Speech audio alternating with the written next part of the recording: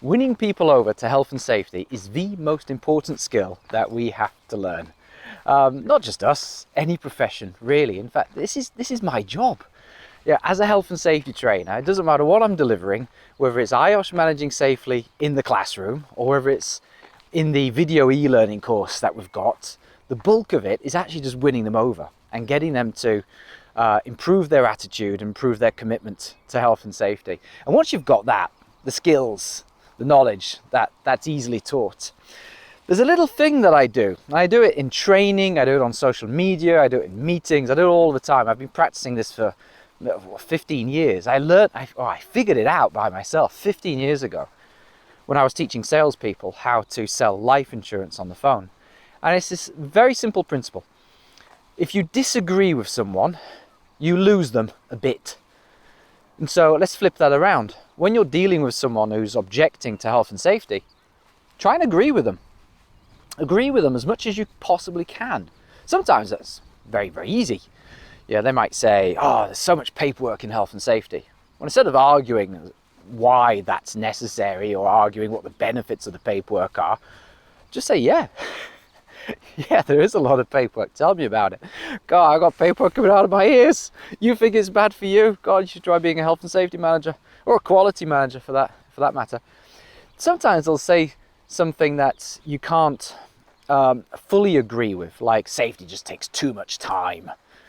Well, I can't agree on the too much, but I can agree that it takes time. So say so. Say, yeah, safety, it does take a lot of time. You have to invest time in doing things well.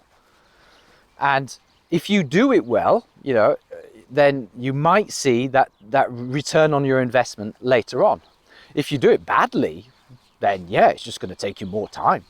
You're going to spend a lot more time doing safety really badly, and you'll be even more overworked. Do it well, and that bit of investment at the beginning will pay off within a few months, maybe 6 months or so, and you'll have less work to do if you put in the time now. You might get a manager, for example, who says something that's completely wrong. You might get someone who says, say you're trying to get mental health first aiders in the business, and the senior manager says, well, they're not required by law. The first aid regs say nothing about mental health first aiders. Now, in my view, mental health first aiders are required by law, in the way I read it. But I'm not going to say that. But actually, that's just going to lose that senior manager. So I would say, you're right. The first aid regulations make absolutely no mention of mental health first aiders. So why should we do it? If they're not legally required, well, let's have a look at the law. Let's see what it says. And what it actually says is this. And then you can read the law, and then you can explain your interpretation as to what is meant by, health, for example, in the first aid regulations. It doesn't say mental health or physical health, it just says health. And then you could go onto the HSE website and say, well, the HSE say in the first aid needs assessment, which we are required to do by law, it does say in their own guidance that you should consider mental health first aid provision. And so we always start by agreeing and then stating our position. And even if you can't agree on anything whatsoever, you could potentially at least validate what they say. You could agree that their opinion is a valid way of looking at the world. Now, don't go around saying you're entitled to your opinion. That is just such an obnoxious thing to say. The moment someone says that to me, I just want to smack them. You're entitled to your opinion. Ban that from your vocabulary. What we could say is, if I was sat in your shoes today, I would probably think the exact same thing you do. Totally. I can understand why you feel that way. Here you are, you're an engineer, you're a manager, you're a director, you're a frontline operative.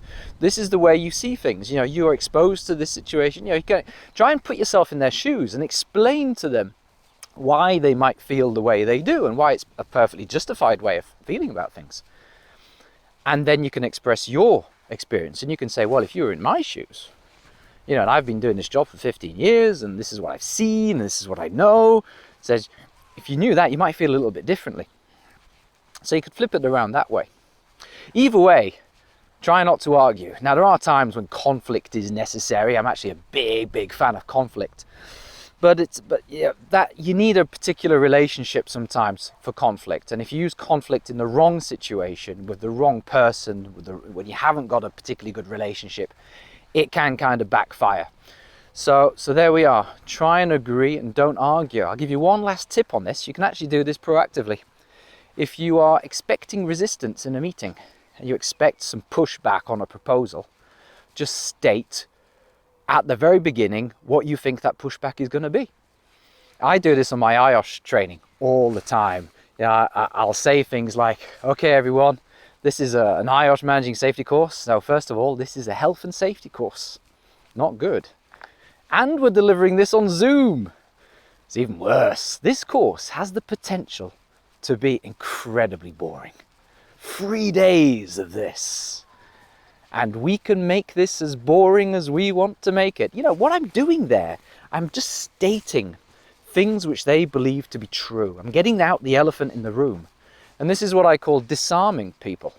I try and disarm them by stating the things which they believe to be true. So there we are. Don't argue. Say things which they believe are true. Agree with them as much as you possibly can. And hopefully that'll help you win the hearts and minds of people a little bit more.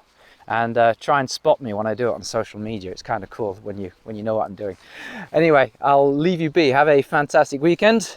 Enjoy the weather.